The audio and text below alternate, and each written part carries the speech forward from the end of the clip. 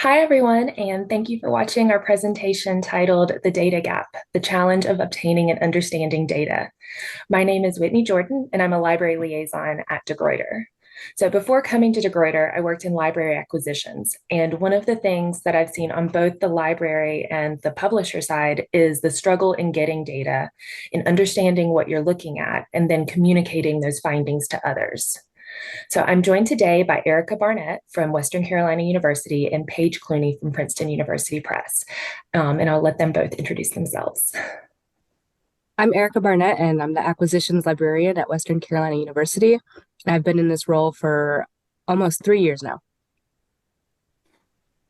I'm Paige Clooney. I'm the digital partnerships manager at Princeton University Press. I've been in this role for nearly 2 years, and before that, I worked in digital at Harvard University Press. So just a couple of housekeeping things. This is a pre-recorded session. During the presentation, we will be monitoring the chat, and some questions we will answer live in the moment, and then some we will hold for the Q&A and discussion afterwards. However, if there is anything that you have a question about that we don't address in the presentation or the Q&A, feel free to reach out to us. Our email addresses will be posted at the end of the presentation, and we would be happy to hear from you. So in this presentation, we're going to discuss some of the challenges that we've encountered in obtaining and receiving various types of data, both from a librarian's and a publisher's perspective. We've identified two main points that we all have experience with, and that's metadata and then disparate reporting. So while in many cases we're able to find a way to make do and muddle through the data that we're provided, we're hoping that this presentation will serve as further evidence for the need and the desire for more standardized reporting across stakeholders in the library, vendor, and publisher landscapes. So our first topic is metadata. We've all experienced issues here, whether it's incorrect, missing, or sparse metadata. It has an impact for all of us. It impacts end user discovery for library or for both librarians and publishers.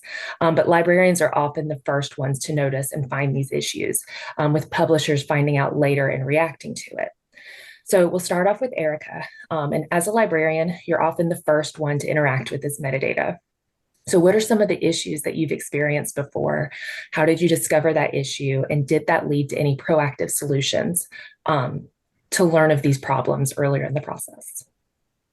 Yeah, so the issues that do come up, they vary, and even though they don't happen all the time, it has been a learning experience to ensure that everything is set up and wrapped up smoothly. And so one of the things that I'm thinking about is ensuring that I have the right content lists or even the MARC records with the right data in the fields and so that can be really important. And this is something I've experienced more than once. And so one instance was, it wasn't until near the end of the cycle, the renewal, that I noticed that we were actually missing much of the content. And so our usage looked awful, but when we went back and saw that we didn't have the full title list available to us, we then obviously we decided to do another year just to see if we can get that to make a better decision on whether it's a program that would work best for us or not. And part of that was not fully understanding what we should have access to and where we could get those MARC records from. So that was a big challenge for us. And then it required a lot more communication with the rep and then getting our cataloger involved and then staying on top of that. Sometimes vendors will send those MARC files directly to us, or others you have to go and find a website to get those. So having a standard in that, not having standards in that makes it difficult to know which is what. And so then thinking about the proactive solutions, I now try to work with my cataloger and lean on their expertise to make sure we have everything.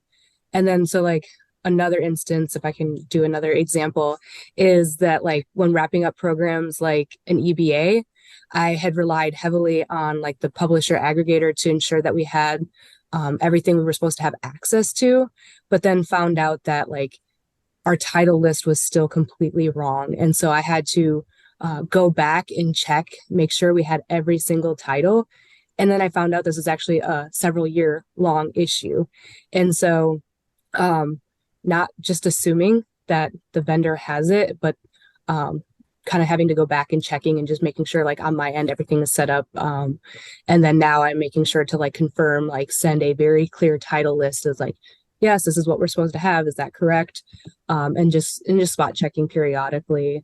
And so like when it comes to dealing with like people and metadata, that's kind of like a higher level issue that comes up, kind of making sure that you're talking to the right people, asking the right questions, and again involving the right people.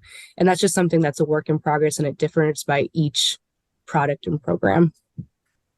That's a good point in setting those quality checks in place. Yeah. So It adds a little extra work, but it's worth it. yes, in the long run, especially after that multi-year deal. So Paige, as a publisher, you're often in a position where you have to react to these situations and what's reported through the librarians or even the aggregators that are making this content available. How do you respond to these issues, verify that they're corrected across the platforms where your content might be available? Yeah, hearing Erica's story about the EBAs and not having the complete title list reminds me of a presentation I was watching last week from a librarian at the New York Public Library System. And she indicated that the metadata their library received was different and incomplete from what they could see on retail sites. So this, caused understandable upset from publishers in the chat that there would or could be a difference between how the metadata that we send out displays across vendors. And so it's that question of what happens to our metadata once it leaves our hands and flows out in ONIX. Because I know Princeton does a lot of work of making sure the metadata is really good and that it's spread out. There's ownership over it at different parts of the press to ensure that it is really high quality metadata. But once it leaves our publishing management system, goes out in ONIX, and the way that it's ingested or changed by the vendors before being presented to end customers is not something that we are aware of, nor could we check like the scales that we're working at. It's difficult to check across each vendor how that is displaying. So it really is a matter of hearing from aggregators that there's an issue, and then of course we will do a deep dive to see if it's a systemic issue or if it's how the metadata has been kind of manipulated once we've sent it out.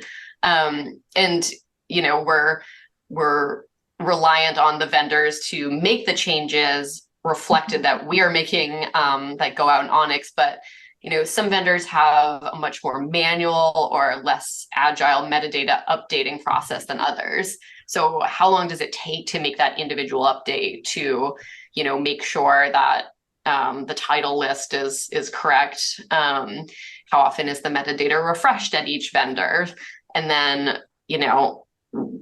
we understand that we just can't follow up on that. Libraries can't follow up on each query that comes in, but that these in aggregate have like a big impact in how, our titles are being received at libraries.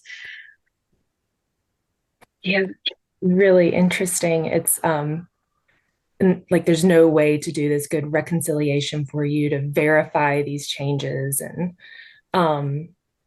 see that they're actually taking place and that this content, the issue has been resolved, so to speak. Exactly. So the next topic that we identified was making sense of disparate data. So we've all been on the receiving end of this in some way, shape, or form. Each vendor, publisher, aggregator supplies different information in the hopes of conveying the same message. Whether that goal is to gain participation in an acquisition model, purchasing or subscribing to content, or even helping to evaluate the value or return on investment, the list is endless. But what seems consistent is that no two sources provide the same information.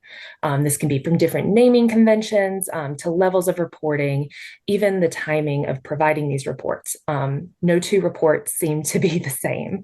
So then we add to this having the resources and the staffing to make attempts to standardize this data or these data sources and the reports so that they can be adequately compared against each other, it's not necessarily something that every library or publisher has. So starting off with Paige this time, what are your thoughts on this, and how do you make sense of, and I guess to the extent that you're able, provide a complete picture of the presence, availability, and impact of the content that you're publishing? Yeah, from the publisher perspective, a lot of the data that we're getting in from aggregators, of course, there are the standards that are set up, in Counter for usage, but the data that a lot of publishers are evaluating that we're getting back are in the form of the royalty statements that we get back from aggregators and partners after the fact. And this kind of data is so important to see the full picture of the library purchasing landscape, and evaluated just partner by partner is not enough. We need to see what the entire picture looks like. But the way that the reports come in, they're often different naming conventions, slightly different terms are being used for the different sales models. Sometimes there's units, or revenue, but no units.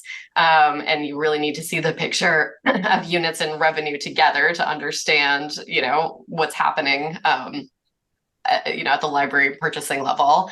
And it's also nice to have this raw data that can come in from aggregators, but it needs to have context behind it. It's a luxury that most small publishers don't have, to be able to truly sit down and analyze just massive amounts of raw data that come through from usage and sales models, to understand kind of what the trends are. And it would be great for me to be able to see kind of standardized terms and fields in order to ingest these many, many spreadsheets into our business intelligence system. And that's something that, I have been working on, being able to take all of the different headers and say, okay, this one header from this partner actually means this header from another partner, but it's a large amount of time, and it often falls to the bottom of my to-do list. We were joking about how most people don't get into publishing in order to analyze spreadsheets for hours at a time. So it's such an important piece of the work, but finding the time to do it is tough. So I love when we can get data visualization from partners, and context behind the data that's coming in, with, of course, the understanding that the context can often be tied to a vendor agenda. So that's why it's also important to be able to see across partners, across sales models, what the real data picture looks like. So it's having those nice visualizations and the story, but also making sure you're getting that underlying data as well, and not just one or the other. Exactly, right.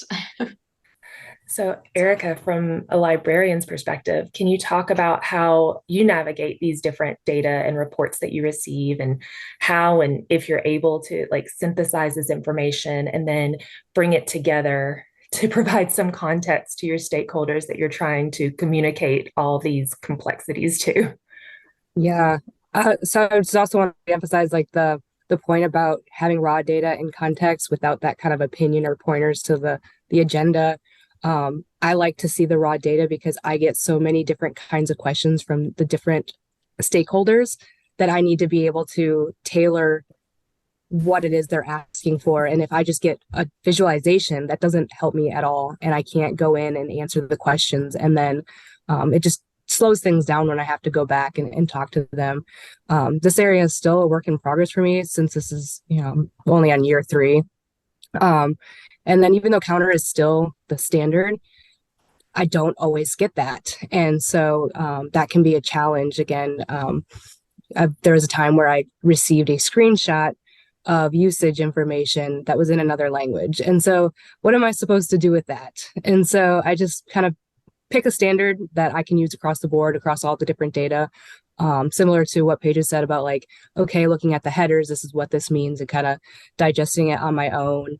And then if I can't understand something, really meeting with people and trying to understand the data better, having that conversation about like, this is too much data. I don't need all this, but I need this data, but I also need to be able to discover it on my own. I don't want you pointing fingers for me. I need to figure that out on my own. And so having the raw data is always something helpful to have. That way, if I can try to figure things out on my own. And then like navigating is still a work in progress. There are times like where it's been challenging to not get feedback when I do ask questions. And then it kind of leaves us in this this bind of like, well, was this program, successful or was it not? And it's time for renewal. We only have, a couple more weeks. And so that kind of adds to the pressure of like, that may end up resulting as, well, this is too much for us. We're not getting the complete data, so we're not going to do this again. So that actually could affect negatively about our experiences and kind of how we do collect. And so it just requires a lot of conversation. Yeah. One thing you both kind of just barely touched on that I'm actually curious about. So because we're interacting with the data a little more regularly and probably the aggregators and vendors, we have this, at least to some extent, an understanding of the acquisition models, but those get complex fast. And I guess how does that, or does it even play when you're trying to contextualize this? And I'm sorry, I'm not framing this as like a beautiful, this wonderful question, but like it's when you're not dealing with it pretty regularly, it's difficult to contextualize or to understand what you're looking at when you're trying to communicate that outwards. I guess, does that play into this? Oh, definitely. I mean, sales model analysis is everything. And, that's something that at Princeton over the last couple of years, we've been doing a lot of work on and kind of taking a look at the different partners and what they're offering and really kind of what best supports libraries and our publishing program, because not every sales model will be created equal on that front. And also amongst publishers, having conversations about like a true understanding of the impact of different sales models. And, it really, there's a vocabulary associated with doing this work that isn't always easy to parse, but again, that's some of the work that I'm trying to do is to bring in some standardization for our business intelligence program so we can see, okay, what do our DDA offerings look like? What do our just front list straight up purchases look like? And then some other, older sales models that aren't used as much anymore. What's the impact of those? Do we still stay in those? So it's a matter of both evaluating the data and continuing to have librarian conversations, often through the aggregator of, is this still useful? Is short-term loans still a thing that, librarians are utilizing? And yeah, it's always iterative. Yes. Yeah. Yeah. And also thinking about assuming that people understand the publishing models. And so like it's my role, like it's my job to understand it and then be able to relay that to people who may not be as involved in the publishing. So thinking about backlist, front list, the more complex it gets, the harder it's going to be for me to relay this information to my stakeholders. So trying to find a blend, trying to find a blend of things that make sense and being able to break it down to be able to share that does affect like whether you go for a sales model or not. I mean, if something is really complicated, you don't understand it, you're not going to go towards that way, to where something is like a DDA or EBA, that's pretty well known at this point, that's going to be a little bit easier to manage. So thinking about the sales models and being able to communicate that, I think is really important. So we know that there is a bunch more to this, and that we have only scratched the surface of the myriad challenges that are present in obtaining and making sense of this. There is so much that we think that could be added to this conversation for where these challenges lie. But to move forward, because we don't just want to present problems, we want to try to figure out like ways to move it forward as well. We have to supply and advocate for this standardization from the parties that are providing this information. So to do that, we would like to continue having conversations about what this standardized data could look like, or what we would maybe like to see for it. Talk about how we report issues and then fix these issues across suppliers so that it's a wholesale fix rather than just a partial one. So with that, we've put together a wish list of things that we have identified that we think would be useful. And I'll let both of Erica and Paige start to talk about a little bit about those and how we identified those. I just want to also just like for the standardization across reports, at least just give, librarians a raw data spreadsheet, like at least that, no screenshots. I know that's, people who aren't using Counter, that's who I'm talking to mostly, because I know there's Counter, but spreadsheets, not screenshots. I think at least having that is a big difference. So I can manipulate the data however I need to. I can't do that with a screenshot. I just wanted to say that, I've been working in digital and specifically digital for libraries for nearly 10 years. And I'm honestly so happy to see how responsive partners have been over the years to evolve and improve the data and the workflow experience. I mean, it's massively improved from even 5 years ago.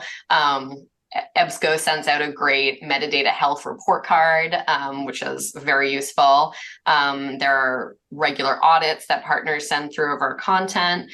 Of course, this work all like adds up, but again, it's the work worth doing to make sure that we are always checking in on our metadata, because if it sits too long, just errors aggregate and accumulate. So we're always happy to do those audits. But of course, there's always room for improvement.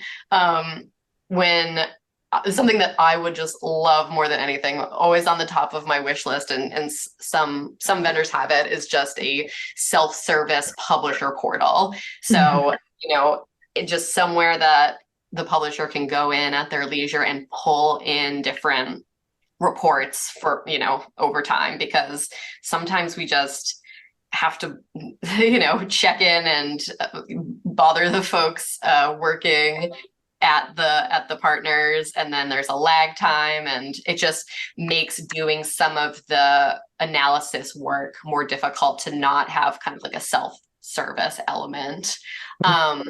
But I guess in absence of that, we love getting just, as Erica said, getting the raw data is great, but something I would love to talk to other, publishers, other university presses about are, okay, what are the top 7 fields we would love to receive from each vendor every quarter? So it's always the standardized top fields, making sure we have country coming in with the full country name listed out, just certain standards for how the data is coming in from every vendor would make the ingestion and analysis process so much easier.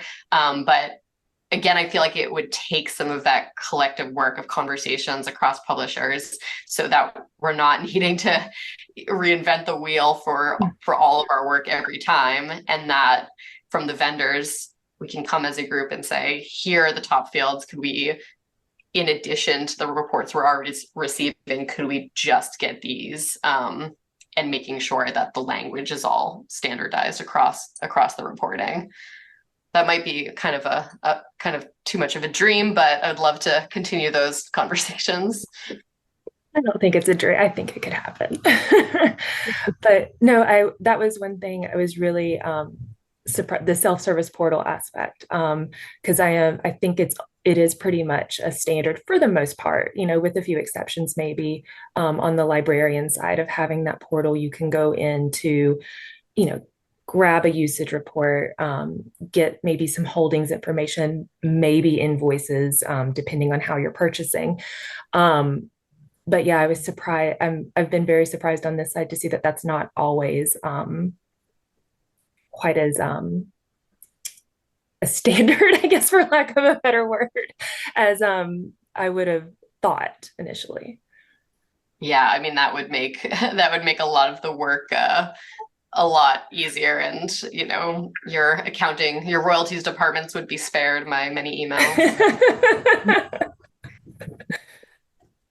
Oh, well, so again, these are just a few things that we have identified. We know there's more, but we hope that you all will will take part in this as well and help us continue to move this conversation forward to get the discussion really going. So we've identified a couple of things here for librarians. What would you like to see from publishers and aggregators? And then for publishers, what do you want to see and hear from librarians? Our hope is to collect this feedback and find a good way to redistribute what we hear, and continue chipping away at this topic.